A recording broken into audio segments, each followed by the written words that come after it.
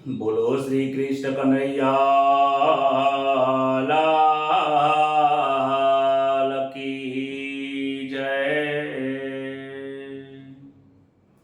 શ્રી કૃષ્ણ ગોવિંદ હરે મુરારે,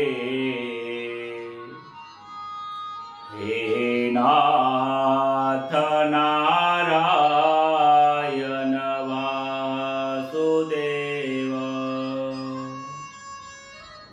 જીવ હે પિબસવામૃતમેત દેવ, ગોવિંદ દામોદર માધવેતિ, સચ્ચિદાનંદ રૂપાય વિશ્વોત્પત્યાદિહેતવે, તાપત્રય વિનાશાય શ્રી કૃષ્ણાય વયમ નમઃ. પ્રથમ નમો ગુરુદેવને, લરે લરે લાગોપાય, માત પિતાને વંદન કરો, કથા કરો મમ મતિ અનુસાર. હરિ ગુરુ સંત સુપદારજો, ન કથા કહો મમ મતિ અનુસાર. પ્રેમ સ્વરૂપ પરમાત્માની સુનો ભાગવત મહાપુરાણ. મંગલ દિવસ યાજનો, મંગલ સૌનો થાય. સૌ સંતો હરિભક્તો ને દાસ જયસના પ્રણામ. શ્રી ગણેશાય નમઃ. શ્રી પરમાત્મને નમઃ.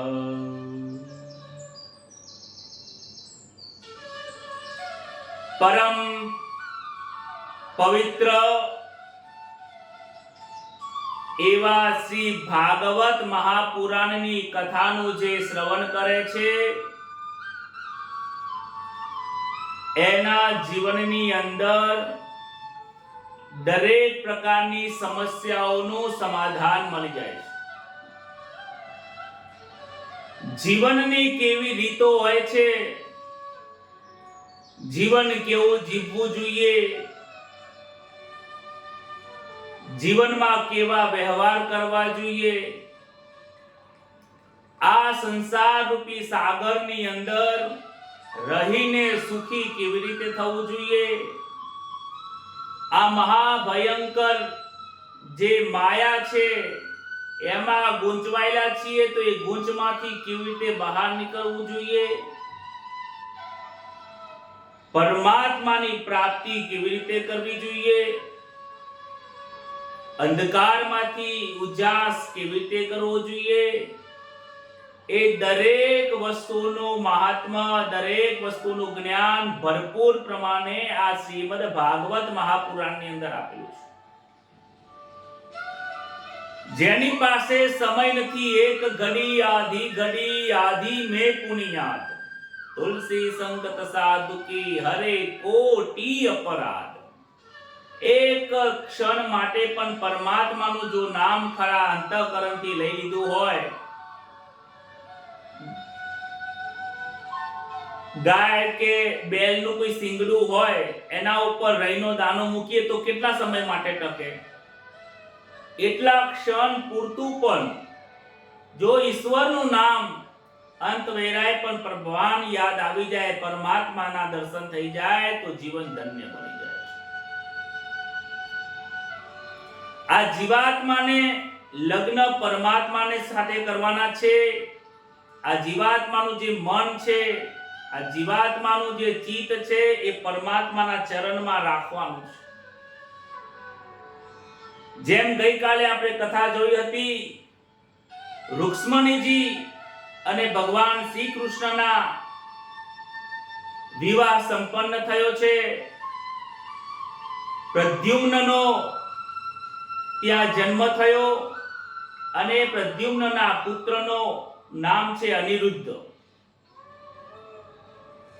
આ એક એક કથા જીવનમાં ઉતારવા માટે છે. ભગવાન શ્રી કૃષ્ણ અને રૂકમણીજીના જે ગૃહસ્થાશ્રમ છે એ અદ્ભુત છે. કહે છે કે બાણાસુર નામનો એક શિવ ભક્ત હતો. એને એક કન્યા હતી જેનું નામ હતું ઉષા. આ ઉષાના સ્વપ્નમાં એક વખત અનિરુદ્ધના દર્શન થયા અને એની સાથે લગ્ન કરવાની ઈચ્છા થાય છે. સવારમાં ઉઠીને પોતાની સખી ચિત્રલેખાને કહે છે કે મારા સપનામાં આવું થયું છે, મારે એની સાથે લગ્ન કરવા છે. ચિત્રલેખા ચિત્ર બનાવીને બતાવે છે કે શું આ પુરુષ તારા વિચારમાં આવે? તો કે ના. બીજો ચિત્ર, ત્રીજું ચિત્ર, અનેક ચિત્ર દોરીને પુરુષના બતાવે છે. પણ જ્યારે અનિરુદ્ધનું ચિત્ર દોરીને બતાવ્યું ત્યારે કહે એ શરમાય છે.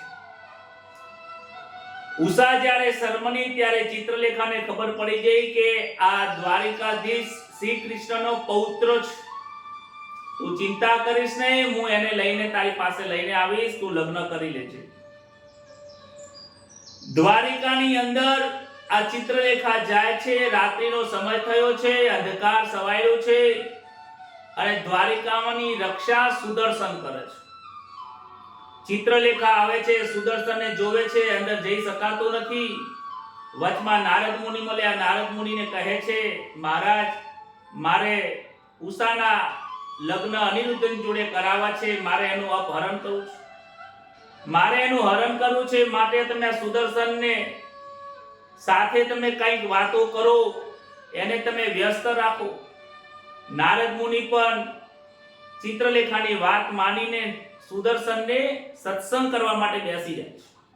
આ બાજુ ચિત્રલેખા દ્વારકાની અંદર પ્રવેશ કરે છે. પ્રવેશ કર્યા પછી એક અનિરુદ્ધ જ્યાં સૂતો છે એના ભવનમાંથી એના પલંગની સાથે લઈને ઉપાડીને એ ચિત્રલેખા અનિરુદ્ધના અંતઃપુરમાં આવીને પલંગની સાથે એનું અપહરણ કરી લીધું છે. અને જ્યાં ઉષા સૂતી હતી, ઉષાના અંતઃપુરમાં જઈને પલંગ મૂકી દીધું. સવાર પડી, બાણાસુરને ખબર પડી ત્યારે અનિરુદ્ધને કેદ કરી દીધો. અને આ બાજુ કૃષ્ણને પણ ખબર પડી કે ઉષા ચિત્રલેખા આવીને અનિરુદ્ધને બાણાસુરને એને કેદ કરીને મૂકી દીધો છે. સવારમાં સુદર્શન ચક્રને કહે છે કે તું શું કરતો હતો? કે મને નારદ મુનિ કે સત્સંગ કરવા માટે બેસી ગયા હતા, એટલે હું વ્યસ્ત થઈ ગયો તો ભૂલી ગયો, મને ક્ષમા કરો. શ્રી કૃષ્ણ કહે છે કે તારી જે ફરજ હતી એ ફરજમાંથી તું વિમુખ થયો છે. વ્યક્તિ જીવાત્મા જ્યારે પોતાનો આ જે કંઈ ફરજ આપી છે ઈશ્વરે, પોતાની ફરજ જો ના નિભાવે તો એ દુઃખી થાય છે. ત્યારબાદ શ્રી કૃષ્ણ બાણાસુર ઉપર ચડાઈ કરે છે અને બાણાસુરના 1000 હાથ હતા, પરંતુ શિવનો ભક્ત હોવાથી એ સુદર્શનની મદદથી એના 996 હાથ કાપી નાખ્યા. 4 હાથ ભગવાનની પૂજા કરવા માટે રાખ્યા છે. એના રુચિ અનુસાર ભગવાનનું સ્વરૂપ ધારણ કરે છે અને વૈષ્ણવો સાથે ઝઘડો કરે છે. આ જે બાણાસુર હતો તેના પિતા બલિ મહાવૈષ્ણવ હતા અને બાણાસુરનો ઉદ્ધાર કર્યો છે અને ઉષા અને અનિરુદ્ધના લગ્ન કર્યા છે. ત્યારબાદ લોકરાજાની કથા આવે છે. દાઉદ દ્વિવિધ વાનર, પૌંડુક અને કાશી રાજાનો વધ કર્યો છે દાઉદ ભૈયાએ. દુર્યોધનની કન્યા લક્ષ્મણાનો વિવાહ પણ સાંબા સાથે થયો છે. એક દિવસ નારદ મુનિને ભગવાન શ્રી કૃષ્ણની ગૃહસ્થાશ્રમ જોવાની ઈચ્છા થઈ કે ભગવાન શ્રી કૃષ્ણને 16000 રાણીઓ છે, તો એ જીવન કેવી રીતે જીવતા હશે, બધાને કેવી રીતે સુખી રાખતા હશે. પરંતુ નારદ મુનિ તો બ્રહ્મચારી છે, સંન્યાસી છે, બ્રહ્મચારી અને સંન્યાસી હોય અને કોઈના ગૃહસ્થાશ્રમની અંદર નજર નખાતી નથી, દોષ લાગે છે. એક વખત નારદ મુનિ ફરતા ફરતા દ્વારિકામાં આયા. દ્વારિકામાં જાય છે, ભગવાન શ્રી કૃષ્ણ ઊભા થાય છે. પોતાના ગૃહસ્થાશ્રમની અનુસાર જ્યારે કોઈ અતિથિ આવે ત્યારે એમને વંદન કરવા જોઈએ. નારદ મુનિને વંદન કરે છે, સ્વાગત કર્યું, એમની પૂજા કરે છે. કે નારદ મુનિને કહ્યું કે ક્યારે આયા? કે પ્રભુ હમણાં જ આવ્યો છું. ત્યારબાદ બીજા રૂમની અંદર જાય છે ત્યારે સત્યભામા જોડે પણ ભગવાન શ્રી કૃષ્ણ હોય છે. ત્રીજા કમરામાં જાય છે તો ઉદ્ધવની સાથે સત્સંગ કરી રહ્યા છે. ચોથા કમરામાં જાય છે તો દાઉ ભૈયા સાથે રમત રમી રહ્યા છે. પાંચમા કમરામાં જાય છે તો આંખો બંધ કરીને ધ્યાનસ્થ બેઠા છે. અલગ દ્વારકાપુરમાં જેટલી પણ નગરીઓ હતી દરેક કમરામાં જાય છે અને ત્યાં બધા ભગવાન શ્રી કૃષ્ણના ત્યાં એને દર્શન થાય છે. ત્યારબાદ નારદ મુનિને કહે છે કે તમે ક્યારે આવ્યા? નારદ મુનિ મનમાં કહે છે કે આવ્યો છું તો 4 કલાકથી ફરું છું, પરંતુ કહે છે કે હું હમણાં જ આવ્યો છું. સૈનિકોને કહે કે તમે બહાર જાઓ. નારદ મુનિની જોડે બેસાડીને કહે છે કે નારદ મુનિ, તમારા પિતાજીનું નામ શું છે? કે બ્રહ્માજી. એમના પિતાજીનું નામ શું છે? કે એમના પિતાજી તમે છો. તો કે તારો અને મારો સંબંધ શું થયો? કે તમે મારા દાદા થાઓ છો. તો વિચાર કર હે નારદ, તું મારો પૌત્ર હોવાથી તારો હું પિતાનો પણ પિતા છું, છતાં પણ આજે તું અતિથિ બનીને મારા ઘરે આવ્યો, તારા ચરણ પખાર્યા, તને વંદન કર્યા, તારી પૂજા કરી, છતાં પણ તું મારા ઘરનું સુખ જોવા માટે આવ્યો છે. તું બ્રહ્મચારી છે, આ તારા માટે યોગ્ય નથી. નારદ મુનિને સમજાવે છે. નારદ મુનિને થોડું દુઃખ પણ લાગે છે અને ત્યાંથી નારદ મુનિ માફી માંગીને વિદાય થાય છે. કથામાંથી શીખવાનું છે ક્યારે કોઈના ઘરની અંદર નજર ના નાખો. નજર ના નાખો એનો મતલબ થાય છે કે કોઈના જીવનમાં પડશો નહીં. કોણ કેવું કરે છે, શું કરે છે એ આપણી જવાબદારી નથી. કોણ કેવા સંબંધો છે એવું આપણે જાણવાની જરૂર નથી. આપણે શું કરવાનું છે એ વિચાર કરવાનો છે. પરંતુ આ જીવાત્મા આ કથા સાંભળે છે પણ કથાની પાછળનો સાર સમજાતો નથી. ત્યારબાદ ભગવાન શ્રી કૃષ્ણની દિનચર્યા આવે છે. સવારે વહેલા બ્રહ્મ મુહૂર્ત એટલે 4 વાગે ઉઠી જાય છે. ધ્યાન, સ્નાન અને સંધ્યા કરે છે. ભગવાન શ્રી કૃષ્ણ ત્રિકાળ સંધ્યા કરે છે. સૂર્યને અર્ઘ્ય આપે છે. ગાયત્રી મંત્રનો જાપ કરે છે. માતા પિતાને વંદન કરે અને વ્યવહારિક કામો કરે છે. બ્રાહ્મણોને દાન આપે છે. અન્નનું દાન કરે છે. ગાયોની સેવા કરે છે. ત્યારબાદ રાજ્યનું કાર્ય સંભાળે છે. એક વખત નારદ મુનિ આવ્યા અને કહે છે કે ભગવાન શ્રી કૃષ્ણને કહે છે કે જરાસંઘે અનેક રાજાઓને કેદમાં રાખ્યા છે, તેને તમે મુક્ત કરાવો. અને બીજી બાજુ પણ એક સંદેશો આવે છે કે મહારાજ યુધિષ્ઠિર રાજસૂય યજ્ઞ કરે છે, તમે યજ્ઞમાં પધારો, આમંત્રણ છે. શ્રી કૃષ્ણ નારદ મુનિને કહે છે કે પહેલા મારે શું કરવું જોઈએ? જરાસંઘને મારવા જવું જોઈએ કે યજ્ઞમાં જવું જોઈએ? કે પહેલું સત્કર્મ છે. જીવનમાં જ્યારે બે આમંત્રણ મળે તો પહેલું જો સત્કર્મ હોય તો પહેલું પુણ્ય કર્મ કરો, યજ્ઞમાં તમે હાજરી આપો. રાજસૂય યજ્ઞમાં જાય છે. રાજસૂય યજ્ઞ યુધિષ્ઠિર કરે છે. પૂરા પૃથ્વી ઉપર દરેક રાજ્યો એમને જીત્યા છે. દરેક યોદ્ધા ઉપર એમને દિગ્વિજય કરવા માટે મોકલ્યા છે. બધા રાજાઓને જીત્યા છે અને એક જરાસંઘને હરાવવાનો બાકી છે. જરાસંઘ એ શિવ ભક્ત હતો, પરંતુ એને જીતવો કેવી રીતે? ભગવાન શ્રી કૃષ્ણ કહે છે કે મારે એના માટે એક યુક્તિ વાપરવી પડશે. કહે છે કે હું અને અર્જુન અને ભીમ જરાસંઘની પાસે બ્રાહ્મણનો વેશ ધરીને માગવા માટે જઈએ છીએ, દાન માટે જઈએ છીએ. એ અમને દાન આપશે તો દાનમાં અમે દ્વંદ કરીશું અને આ ભીમ એનો મૃત્યુ આપશે. નક્કી મુજબ કૃષ્ણ, ભીમ, અર્જુન જરાસંઘના બારમે જાય છે. દ્વારે આયા જરાસંઘ કહે છે કે હે ભૂદેવો, બ્રાહ્મણનું રૂપ ધરીને આવે છે. હે ભૂદેવો, તમારું સ્વાગત છે, તમે માગો, તમને શું ધન આપું? કહે છે કે અમારે કોઈ ધનની આશા નથી, પરંતુ તમે અમારા પંડિત જોડે, આ બ્રાહ્મણ જોડે તમે યુદ્ધ કરો. જરાસંઘ પણ સમજી જાય છે કે આ ભીમ મારી સાથે યુદ્ધ કરવા આવ્યો છે, પરંતુ મારા દ્વારે આવ્યો છે એટલે મારે લડવું પડશે. જરાસંઘ અને ભીમનું યુદ્ધ થયું છે. બંનેનું યુદ્ધ 27 દિવસ સુધી ચાલ્યું છે. જરાસંઘ મળતો નથી. આખરે ભીમ કૃષ્ણને કહે છે કે પ્રભુ, આ 27 દિવસથી જરાસંઘ મળતો નથી, એનું કારણ શું છે કે મારે માર ખાવો પડે છે, હવે તમે કંઈક કરો.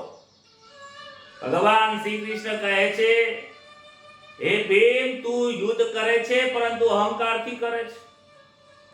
તું તારા સખાને ભૂલી જાય છે, તું તારા મિત્રને ભૂલી જાય છે, તું મારી સામે જોતો નથી, તું મારા વિમુખ થઈને કાર્ય કરે છે એટલે જીતતો નથી. જ્યારે પણ તું કાલે 28મા દિવસે યુદ્ધ કરે ત્યારે મારી સામે જોજે. ભીમ યુદ્ધ કરે છે. યુદ્ધ કરવાની સાથે સાથે ભગવાન શ્રી કૃષ્ણની સામે જોવે છે. ભગવાન શ્રી કૃષ્ણ નીચેથી એક સરી લે છે, વચમાંથી ફાડ કરે છે અને બે બાજુને વિરુદ્ધ દિશામાં ફેંકી દે છે. ભીમ સમજી ગયો કે એને મારે જાંઘમાંથી સરીના બે પગમાંથી ચીરવું પડશે અને જરાસંઘને બે પગમાંથી એક પગ ઉપર બીજો પગ મૂકીને જોરથી ચીરી દીધો છે, બે બાજુ ફેંકી દીધો છે અને જરાસંઘનો ત્યાં ઉદ્ધાર થઈ ગયો છે. એ પ્રાણ નીકળી ગયા છે. જરા એટલે વૃદ્ધાવસ્થા. આ વૃદ્ધાવસ્થાની અંદર પ્રાણ પહેલા તો વકરાય છે, એમ પ્રાણ જતા નથી. 27 દિવસ સુધી માંદો રહે છે, બીમાર રહે છે, પરંતુ એ ભગવાનની તરફ જોવે તો એનો ઉદ્ધાર થઈ જાય છે, એનો જલ્દીથી રસ્તો નીકળી જાય છે. પરંતુ આખી જિંદગી પૈસો કર્યું હોય, આખી જિંદગી સ્ત્રીઓમાં ધ્યાન ગયું હોય, આખી જિંદગી સંસારના વિષયોમાં ગયું હોય ને, ત્યારે પાછળથી મન છે ને એ ભગવાન તરફ વળતું નથી. માટે આજથી જ ભક્તિની શરૂઆત કરો. એ આ કથામાંથી શીખ પ્રાપ્ત થાય છે. પાંડવોએ રાજસૂય યજ્ઞ કર્યો છે. યજ્ઞની અંદર 1 વર્ષ સુધી આ યજ્ઞ ચાલ્યો. આ યજ્ઞની અંદર દરેક રાજાઓ પર દિગ્વિજય મેળવ્યો છે. ત્યારે કહે છે બધા, ત્યાં 21,000 ઋષિઓ આવ્યા હતા અને ઋષિઓને આ યુધિષ્ઠિર કહે છે કે આ રાજસૂય યજ્ઞની અંદર પહેલી પૂજા મારે કોની કરવી? ત્યારે ઋષિઓ કહે છે કે આ પૃથ્વી ઉપર પહેલી પૂજા તો આપણે શ્રી કૃષ્ણની કરવી જોઈએ. ત્યારે ભગવાન શ્રી કૃષ્ણની પૂજા કરવા માટે યુધિષ્ઠિર ઊભો થાય છે. ત્યારે એ શિશુપાલને ગમતું નથી. આ શિશુપાલ કહે છે, ભગવાન શ્રી કૃષ્ણનું અપમાન કરે છે, અનેક પ્રકારના ના બોલવાના શબ્દો બોલે છે. ભીમ રોકે છે, અર્જુન રોકે છે, યુધિષ્ઠિર પણ કહે છે કે આ અપમાનજનક શબ્દો તું બોલીશ નહીં. ત્યારે કૃષ્ણ અમને રોકે છે કે તમે કોઈને રોકશો નહીં. મેં એમને માતાજીને, એમની મમ્મીને, એમને માતાજીને મેં વચન આપ્યું હતું કે 100 અપરાધ હું ક્ષમા કરીશ. ભગવાન આપણા 100 અપરાધ ક્ષમા કરે છે, ત્યારબાદ ક્ષમા કરતો નથી. માટે 100 અપરાધ થાય એવું કાર્ય કરતા જ નહીં. આપણા તો કહીએ છીએ કે લાખો અપરાધ કર્યા છે, ભગવાન 100 અપરાધ જ માફ કરે છે. જ્યારે આ શિશુપાલે 101મો અપરાધ કરે છે, તરત જ સુદર્શન ચક્રથી એનો વધ કરે છે. ત્યારબાદ રાજસૂય યજ્ઞ પરિપૂર્ણ થયો અને કપટ કરીને દુર્યોધન, બધાને સુખ થયું, દુર્યોધનને સુખ થયું નથી, દુખી થયો. કપટ કરીને જુગાર રમવા બોલાવીને એમને વનવાસ આપ્યો અને ત્યારબાદ યુદ્ધ મંડાણું છે. યુદ્ધમાં દાઉદ ભૈયા અને વિદુરજી આ બંને જણને ભાગ લીધો નથી. એ બંને જણને યુદ્ધમાં ગયા નથી અને એમને યાત્રાઓ કરી છે. ભગવાનનું ભજન કરવા માટે નીકળી ગયા છે કે અમારે આમાં રહેવું નથી. આ કથા જીવનમાં બહુ શીખવી જાય છે. અધર્મનો નાશ થાય છે અને ત્યારબાદ ધર્મનો જય થાય છે. ભાગવતની કથા કરતા કરતા સુખદેવજી મહારાજને ઘણી જગ્યા ઉપર સમાધિ લાગી છે. જ્યારે શ્રી કૃષ્ણ બ્રહ્માજીની માયા બતાવે છે, વિદુરજીની ભાજીના ખાવા માટે ભગવાન શ્રી કૃષ્ણ આયા, ઉદ્ધવની જ્યારે કથા કરે છે અને જ્યારે સુદામાનું ચરિત્ર આવે છે, તો આ બધી જગ્યા ઉપર સુખદેવજી મહારાજને સમાધિ લાગી જાય છે. સમાધિમાંથી આ કથા કરે છે. જીવનની અંદર મિત્રની બહુ જરૂર છે. મિત્ર કેવો હોવો જોઈએ? શેરી મિત્ર સો મળે તારે મિત્ર અનેક, સુખમાં એ પાછળ પડે, દુઃખમાં આગળ હોય. તમારા શેરીઓમાં 100 તમને મિત્રો મળી જશે. કેટલાય મિત્રો આપણા સમાજમાં, કુટુંબમાં, પરિવારમાં હોય છે, પણ સુખમાં પાછળ હોય ને દુઃખમાં આગળ હોય એવો કોક વિરલો જ મિત્ર હોય છે. મિત્ર એવો શોધવો ઢાલ સરીખો હોય, ઢાલ બનીને આપણું રહે. ભલે સુખમાં સાથ તો ના આપે પણ દુઃખની અંદર જરૂરી આઈને ઉભો રહેતો હોય. પરંતુ આ સંસારના મિત્રોની વાત નથી, આ પરમાત્માના મિત્રની વાત છે. જે જીવાત્મા પરમાત્માને મિત્ર બનાવે છે એનું જીવન ધન્ય બને છે. એને જીવનમાં દુઃખની અંદર દુઃખનો સહન કરવાનો વારો નથી આવતો. પરંતુ આ જીવાત્મા દુઃખી થાય ને એટલે મદદ માંગવા માટે સંસારના લોકો જોડે જાય છે અને એની હાંસી ઉડાડે છે, મજાક કરે છે અને જીવાત્મા વધારે દુઃખી થાય છે. આ કથા છે ભગવાન શ્રી કૃષ્ણના બાર મિત્ર સુદામાની. સુદામા ભગવાનના ખાસ મિત્ર છે. પોરબંદર ગુજરાતની અંદર બિરાજમાન છે. સુદામા પવિત્ર જીવન જીવે છે, જીતેન્દ્રિય છે, મહાજ્ઞાની છે, ત્રિકાળ સંધ્યા કરે છે, 4 વેદ અને 6 શાસ્ત્ર નું દરેક પ્રકારનું એમનામાં જ્ઞાન છે. આખો દિવસ પૂજા અને પાઠ કરે છે. જ્ઞાન ભક્તિ નું ફળ જે છે, ભગવાનની ભક્તિનું જે ફળ છે એ પૈસો નથી. આજે લોકો પૈસા કમાવા માટે ભક્તિ કરવા જાય છે. આજે પોતાના દુઃખોને દૂર કરવા માટે લોકો ભક્તિ કરવા જાય છે. અરે ભક્તિ કરવાથી પૈસો નહીં મળે, ભક્તિ કરવાથી પ્રતિષ્ઠા નહીં મળે, ભક્તિ કરવાથી ભગવાન જ મળે છે. બીજું કાંઈ મળતું નથી. જેને પૈસા જોતા હોય ને ધંધો જ કરવાનો. આ કથા એક પવિત્ર બ્રાહ્મણની છે.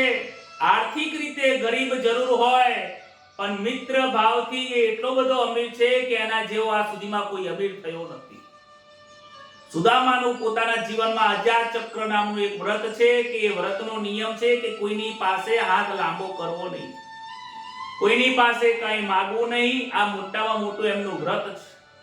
સુદામાએ નિશ્ચય કર્યો કે મારા જ્ઞાનનો ઉપયોગ મારે પરમાત્માને પ્રાપ્ત કરવા માટે કરવો છે. મારે મારો જ્ઞાનનો ઉપયોગ પૈસા કમાવા માટે નથી કરવો. માટે બીજી બધી પ્રવૃત્તિ મૂકી દે છે અને આખો દિવસ ભગવાનની ભક્તિ કરે છે. સમય પ્રમાણે જ્યારે કોઈ આર્થિક રીતે તંગી હોય, વ્રત મુજબ એ કોઈના જોડે હાથ ફેલાવતા નથી, કંઈ કાર્ય કરવા જતા નથી. કહે છે કે ઘરમાં સૂર્યોદય પહેલો આવે છે અને સૂર્યાસ્ત પહેલા વાપરી દે છે. કદાચ કંઈ નાનું મોટું કોઈ આવ્યું હોય ઘરમાં તો સાંજનો સમય થાય એની પહેલા એને બધું વાપરી દે છે. દાન કરીને, ખવડાવીને, પીવડાવીને, થોડું ઘણું ભોજન મળ્યું ના મળ્યું કરીને વાપરી દે છે. સૂર્યાસ્ત થાય ત્યાં સુધીમાં કંઈ પાસે રાખવાનું નહીં. બીજા દિવસ ઉગે ત્યારે નવું. આવું આ વ્રત હોય છે. સુદામાની પત્નીનું નામ આમ તો જોવા જઈએ તો ભાગવતમાં છે નહીં, પરંતુ ઇતર ગ્રંથોમાં લખ્યું છે કે સુદામાની પત્નીનું નામ સુશીલા હતું. સુશીલા પણ જેવા નામ છે એવા ગુણ છે. ઘરમાં પહેરવા માટે ફક્ત એક જ વસ્ત્ર છે. જ્યારે પણ સ્નાન કરે ત્યારે એ જ પલળેલા વસ્ત્રથી જ એ પોતાના ઉપર શરીરને ઢાંકીને અને એ આખો દિવસ ચલાવી લે છે. સુશીલા મહાન પ્રતિવ્રતા છે. ઘરની ગરીબીના કારણે, આર્થિક તંગી હોવાના કારણે એ કોઈને કંઈ કહેતા નથી. ઘરમાં રહીને પતિ પત્ની સત્સંગ કરે છે. ગરીબ એટલું બધું ઘર છે કે ઘરમાં પહેરવા માટે કપડાં નથી, બાળકોને ખવડાવવા માટે ભોજન નથી. કેટલાય દિવસ સુધી જમીન ઉપર સૂવું પડે છે. છતાં પણ આ પતિવ્રતા નારી એવી છે કે પોતાના પતિને કહેતી નથી કે તમે કમાવા માટે જાઓ. પતિ પત્ની એકલા હતા ત્યાં સુધી તો ચાલી જતું હતું, પરંતુ હવે 2 માંથી 3 થયા છે. ઘરમાં નાના બાળકો છે. બાળકોને પહેરવા માટે એક સામાન્ય નાનું પૂતળું છે. બાળકોને ખવડાવવા માટે ભોજન નથી, બાળકો માતાને પજવે છે કે માં મને ભૂખ લાગી છે, ભોજન આપ. શિયાળાનો કાતિલનો ઠંડીનો સમય છે, ઉઘાડા શરીરે લીંપણવાળા ઘરની અંદર સૂઈ રહે છે, એક ઓઢવાનું પૂરતું સાધન પણ નથી. બાળકો માતાની પાછળ પડે છે. સુશીલાને દુઃખ થાય છે, પોતાની જાતને ધિકારે છે કે અરે હે પ્રભુ, મને તમે માતા કેમ બનાવી? આના કરતા હું વાજની રહ્યો તો સારું હતું. કમસે કમ અમે અમારું જીવન તો અમારી રીતે નીકળી શક્યા હોત. પણ શું કરીએ? હું એકલી હતી ત્યાં સુધી બરાબર હતું, પણ આ બાળકોને ભોજન કેવી રીતે કરાવું? કથામાં કહ્યું છે કે હે નાથ, તમને રે એક પ્રાર્થના કરવી છે. આપે કથામાં કહ્યું કે કનૈયો બહુ પ્રેમાળ છે, તમને મિત્ર બહુ વાલો લાગે છે. મિત્ર ચોરી કરતો મેં સાંભળ્યું છે, માખણની ચોરી તમારો મિત્ર કરતો હતો. તમે કનૈયાની સાથે ગુરુકુળમાં ભણતા હતા, તમે કનૈયાના મિત્રો છો. મારી ઈચ્છા છે કે તમે તમારા મિત્રને મળવા જાઓ. એક દિવસ તમે તેને મળવા જાઓ. તમે મળો તો ખરી, એ પણ તમને યાદ કરતા હશે. સુદામા કહે છે કે મારો મિત્ર લક્ષ્મીનો નારાયણ છે અને હું દરિદ્ર નારાયણ છું. મને ત્યાં જતા સંકોચ થાય છે. શ્રી કૃષ્ણને મળવા જઈશ તો લોકો શું કહે છે કે બ્રાહ્મણ આજે માગવા આવ્યો છે. મારો નિયમ છે કે પરમાત્માની પાસે પણ માગવું નથી. મારા પ્રારબ્ધમાં જેવું હશે એવું ભોગવી લઈશ. મારા માટે તો મનથી હું ભગવાનને મળી રહું છું. મારે ત્યાં શરીરથી મળવાની કોઈ જરૂર નથી. સુશીલા કહે છે કે હું એમ નથી કહેતી તમે માગવા જાઓ, એમ નથી કહેતી. તમે એ 1000 હાથવાળા છે, એમની આંખો છે, હજારો આંખો છે, એમને બધું જ જાણે છે. તમે એમની પાસે એક વખત જાઓ તો ખરી. ભગવાનને પાસે જઈને માંગવાની જરૂર પડતી નથી. ભગવાન ઓટોમેટિક બધું જાણી લે છે. સુદામા કહે છે કે હું ભગવાનને મારા મનથી મળી લઉં છું. મારા કૃષ્ણને હું મનથી દરરોજ મળું છું. એને હું દરરોજ રીઝવું છું. જેટલું શરીરથી મિલનમાં સુખ નથી, એટલું મારા ઘરની અંદર ઝૂંપડીમાં કનૈયાને મનથી મળીને હું આનંદ કરું છું. હું મનથી રોજ માળા કરું છું, જપું છું. પરંતુ આજે સુશીલા થોડું ભારપૂર્વક કહે છે કે હે નાથ, મેં આજ સુધીમાં તમારી જોડે કંઈ માંગ્યું નથી અને તમારી પાસે હું કંઈ માંગતી પણ નથી. તમને હું વંદન કરું છું કે આજ સુધીમાં નહીં, પણ કદાચ કનૈયો તમારી રાહ જોઈને બેઠો હોય તો શું ખબર. સુદામાએ મનમાં વિચાર કર્યો છે કે મારી પત્નીએ કોઈ દિવસ મારી પાસે માંગ્યું નથી. અરે મેં એને પહેરવા માટે કપડાં નથી લઈ આલ્યા, ખાવા માટે દાણો પણ નથી લઈ આલ્યો, કમાવા માટે ક્યારે હું ગયો નથી. જે મળ્યું એનાથી જમી લીધું. આજ પહેલી વાર મારી પાસે એક માગે છે. જો હું એની ઈચ્છા પૂરી નહીં કરું તો એને દુઃખ લાગશે. સુશીલાના વિચાર પ્રમાણે કહે છે કે સારું, તારી ઈચ્છા છે તો હું જરૂરથી મળવા જઈશ. ત્યારે કહે છે કે મારે એમને મળવા જવું તો ખાલી હાથે કેવી રીતે જવું? કે આયો છે પણ ખાલી હાથે આયો, કોઈને મળવા માટે ખાલી હાથે જવાય નહીં. સુશીલા કહે છે કે ઘરમાં તો કાંઈ નથી, પણ બાજુના ઘરમાં જઉં છું. બાજુના ઘરેથી જાય છે અને 2 મુઠ્ઠી પૌવા લઈને આવે છે. પૌવા લે છે. એ પૌવાને ઘરમાં કપડું ગોત્યું, કપડું મળ્યું નહીં તો પોતાની સાડીમાંથી એક કટકો કર્યો છે. એ કટકાની અંદર એ પૌવા મૂક્યા છે અને ગાંઠ મારી દીધી અને હાથમાં આપે છે કે જાઓ તમે આ પૌવા લઈને જાઓ કનૈયા જોડે અને કહેજો કે તમારા ભાભીએ આપ્યા છે. સુશીલાના મનમાં વિચાર આવ્યો કે કદાચ આ પૌવા લઈને જશે અને આ સુદામાને, મારા પતિને શરમ આવશે, એમને સંકોચ થશે આ પૌવા આપીને. કનૈયાની સંપત્તિ જોઈને આ 2 મુઠ્ઠી પૌવા તો શરમ આવશે. તો કહે છે તો કહેજો કે તમારી ભાભીએ આ પૌવા આપ્યા છે. મારું નામ લઈને તમે આપજો. વિચાર કરો, એ સુશીલા ઘરમાં ખાવા માટે દાણો નથી, ઘરમાં કાંઈ છે નહીં, છોકરાઓ ભોજન માટે તડપી રહ્યા છે, બે મુઠ્ઠી પૌવા મળ્યા તો એ ભગવાન માટે આપી દીધા છે કે બે મુઠ્ઠી તમે લઈ જાઓ, બેમાંથી એક મુઠ્ઠી પણ ઘરમાં રાખ્યા નથી. આજે તો લોકો યજ્ઞ કરાવે અને મહારાજ કોઈ પ્રસાદ માંગે કે મહારાજ લો આટલો પ્રસાદ ભગવાનને ધરાઈ દો, બાકી તો સત્યનારાયણનો આટલો કથાનો જે પ્રસાદ હોય એ બધો તો રસોડામાં પડ્યો હોય, આટલો પ્રસાદ કાઢી મૂકી દે. અલે તમારો બધો શીરો મહારાજને નથી લઈ જવાનો, એ આખે આખો પ્રસાદ ભગવાનની સામે મૂકો તો પ્રસાદ થાય. પરંતુ મેનેજમેન્ટ કરવા માટે સત્યનારાયણની કથામાં આટલો પ્રસાદ ભગવાન જોડે મૂકે અને જે શીરો રાંધ્યો હોય તો રસોડામાં પડીકા બંધાતા હોય. બ્રાહ્મણ ક્યારે કોઈનો ભૂખ્યો હોતો નથી. બ્રાહ્મણ તમારા ભાવનો ભૂખ્યો છે. બ્રાહ્મણ દક્ષિણાનો ભૂખ્યો નથી. બ્રાહ્મણ તમારા આદરનો ભૂખ્યો છે. આ સુદામા જેવી જે ભક્તિ કરે છે એના જેવી ભક્તિ કરવી આ જીવનની અંદર આ જીવનમાં જો કરે તો એનું જીવન ધન્ય બને છે. સુશીલાએ સૂર્યનારાયણને પ્રાર્થના કરી છે. સુશીલા વિચારે છે કે મારા પતિદેવને મેં બહુ ત્રાસ આપ્યો છે, મારા પતિએ 15 દિવસથી ખાધું નથી, શરીર દુર્બળ છે, કેમ ચાલી જશે? દ્વારકાનો રસ્તો બહુ દૂર છે, રસ્તામાં એમને તકલીફ પડશે, એમનું કોણ રક્ષણ કરશે? સૂર્યનારાયણને પ્રાર્થના કરે છે કે પ્રભુ મારા પતિ આ સુધીમાં કોઈના દ્વારે ગયા નથી, આ પ્રથમવાર દ્વારકાધીશના દ્વારે જાય છે, મારા પતિની તમે રક્ષા કરજો, મેં એને બહુ દુઃખ આપ્યું છે. પછી દુખી થાય છે કે મેં ના મોકલ્યો તો સારું. પોષ સુદ સાતમના દિવસે સુદામા દ્વારકાધીશને મળવા માટે નીકળ્યા છે. આજે એક જીવાત્મા પરમાત્માને મળવા નીકળ્યો છે.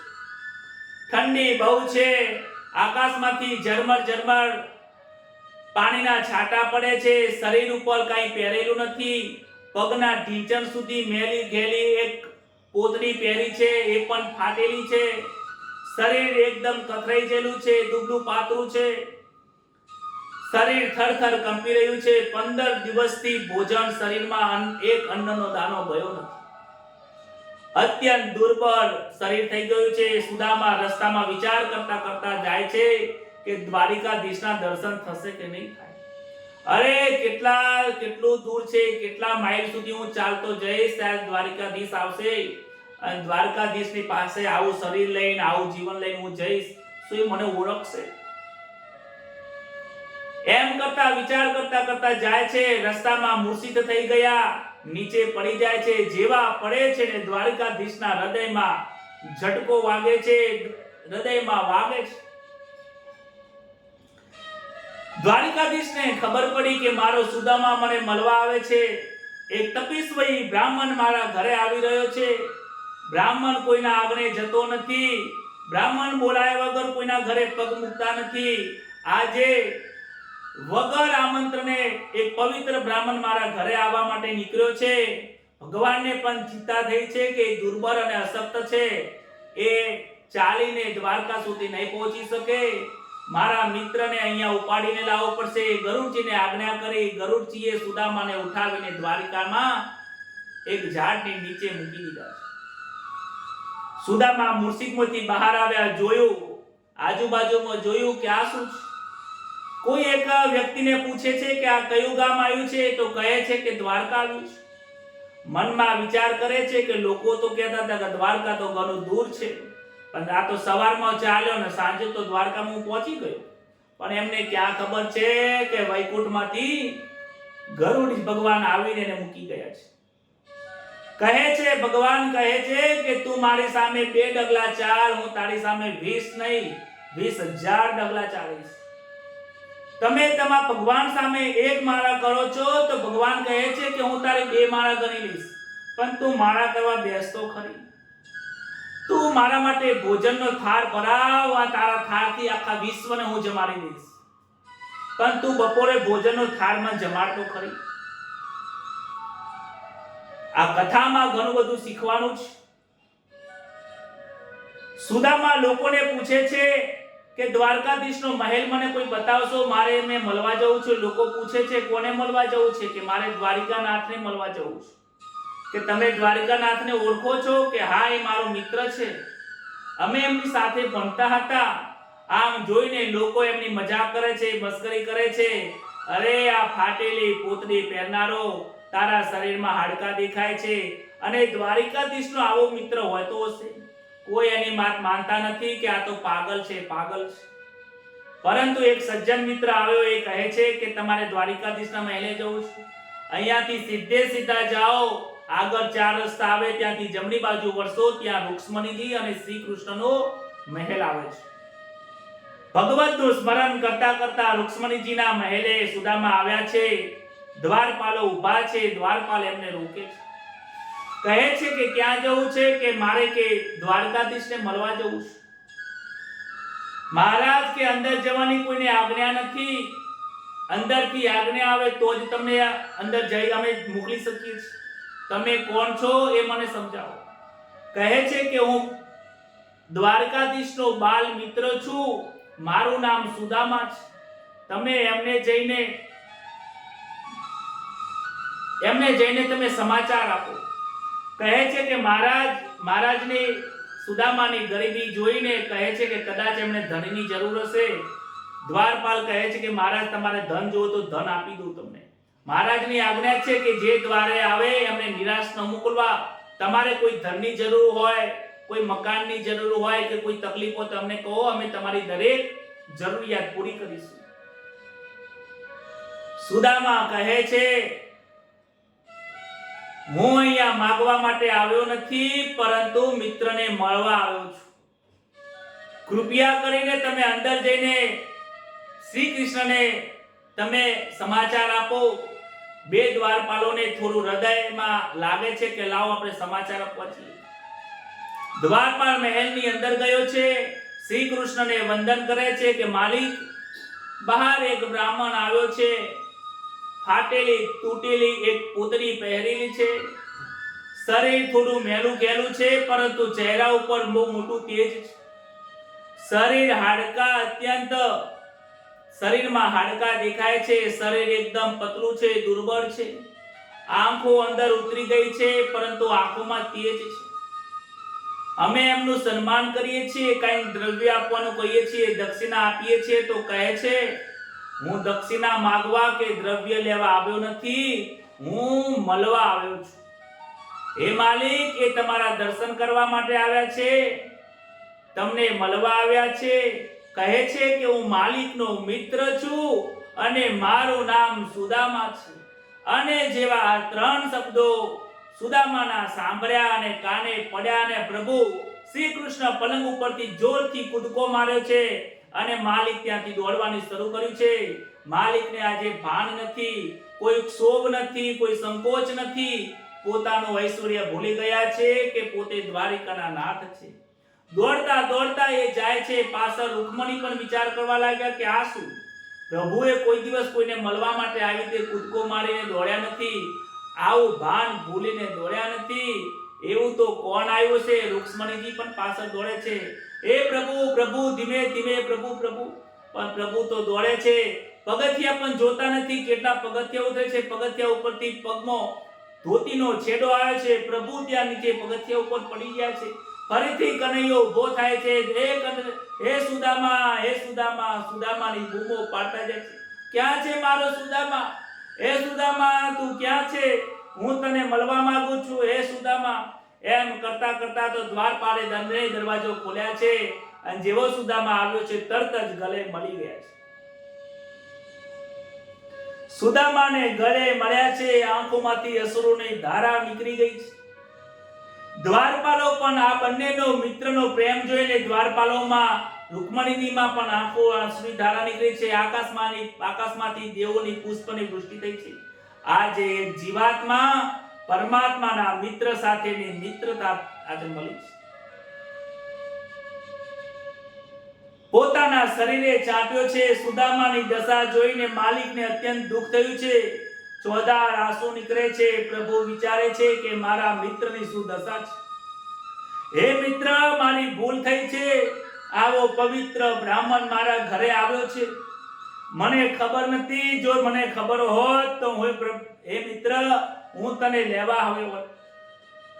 મારે તારું ધ્યાન રાખવાની જરૂર હતી. તું મારો મિત્ર છે, મારી ભૂલ થઈ છે. હે મિત્ર, તું મને ક્ષમા કર. આજે ત્રિલોકનો નાથ બ્રાહ્મણની પાસે, પોતાના મિત્રની પાસે માફી માંગે છે કે આજે તું મારા ઘરે આવ્યો અને હું તને ભૂલી ગયો હતો. તારો ખૂબ ખૂબ ધન્યવાદ. તમે આજે મારા દ્વારકામાં પધારીને મારી દ્વારકાને પાવન કરી છે. હે સુદામા, આજ સુધીમાં મારી દ્વારકા પાવન હતી. તમારા ચરણના રજ પડવાથી મારી આ દ્વારકા પાવન થઈ છે. મારું જીવન ધન્ય બન્યું છે. કનૈયાની આંખમાં આંસુ માતા નથી. સુદામા વિચાર કરે છે કે કનૈયો ખરેખર મને યાદ રાખ્યો છે, ભૂલી તો નથી ગયો.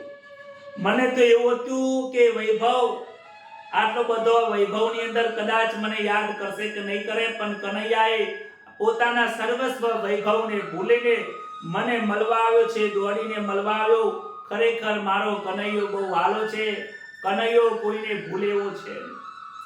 શ્રી કૃષ્ણએ હાથ પકડીને સુદામાને મહેલમાં લઈને આવ્યા છે. પલંગમાં, જે પલંગ ઉપર શ્રી કૃષ્ણ બેસતા હતા, જે પલંગ ઉપર કોઈને બેસવાની આજ સુધી કોઈની હિંમત નથી અને કોઈને અધિકાર નથી, જે પલંગ ઉપર ત્રિલોકના નાથ બેઠા હતા, એ પલંગ ઉપર આજે શ્રી કૃષ્ણ બેસતા નથી અને સુદામાને બેસાડે છે અને એમના ચરણમાં શ્રી કૃષ્ણ બેસે છે. એ દ્રશ્યની કલ્પના કરો કે પલંગ ઉપર શ્રી કૃષ્ણ સિવાય કોઈ બેસતું નથી અને શ્રી કૃષ્ણના પલંગ ઉપર સુદામા બેઠા છે અને સુદામાના ચરણ પકડીને શ્રી કૃષ્ણ ચરણમાં બેઠા છે. માલિક આ રૂક્ષ્મજીને કહે છે કે મારે આ મિત્રની પૂજા કરવી છે, તમે જલ્દીથી તૈયારી કરો, થાળ લાવો, જળ લાવો. રૂક્મણી જળ લેવા જાય છે.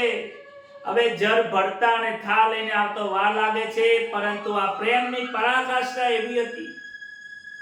કનૈયાના હૃદયમાં પ્રેમ અને પૂજા કરવાની પરાકાષ્ઠા એવી છે કે થાળની રાહ જોઈ નથી.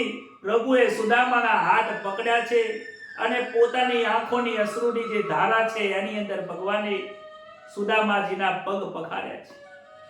આંખોમાંથી રડતા જાય છે, પ્રેમની અશ્રુની ધારા વહે છે અને ભગવાનના પગ પખારે છે.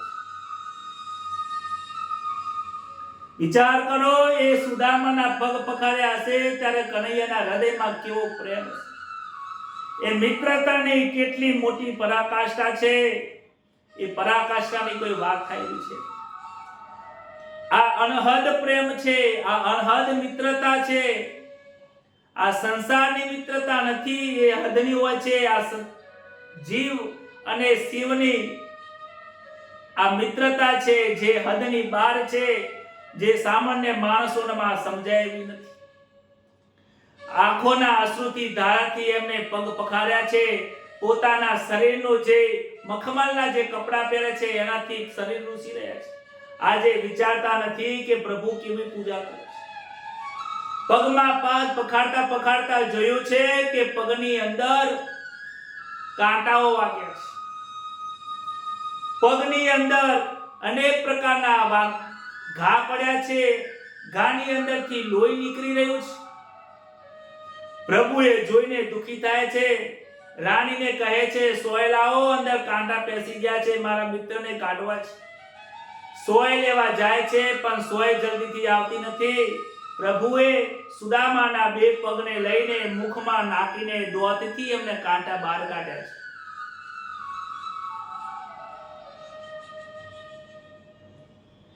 એ મિત્રતા કેવી હશે? ત્રિલોકના નાથે એક પવિત્ર બ્રાહ્મણના ચરણ ઉપર મુખથી દાંતથી કાંટા કાઢ્યા. એ કાંટો એ પગમાં વાગેલો કાંટો નતો. એ જે કાંટો છે એ સુદામાના અનેક જન્મોના દુઃખના કાંટો એમને કાઢી નાખ્યા. આજે દરેક રાણીઓ અને સેવકો જોઈ રહ્યા છે કે આ શું થઈ રહ્યું છે. સુદામા નિષ્પાપી હતા, ભગવાને એમના જીવનના દરેક દુઃખના કાંટાઓ કાઢી નાખ્યા છે.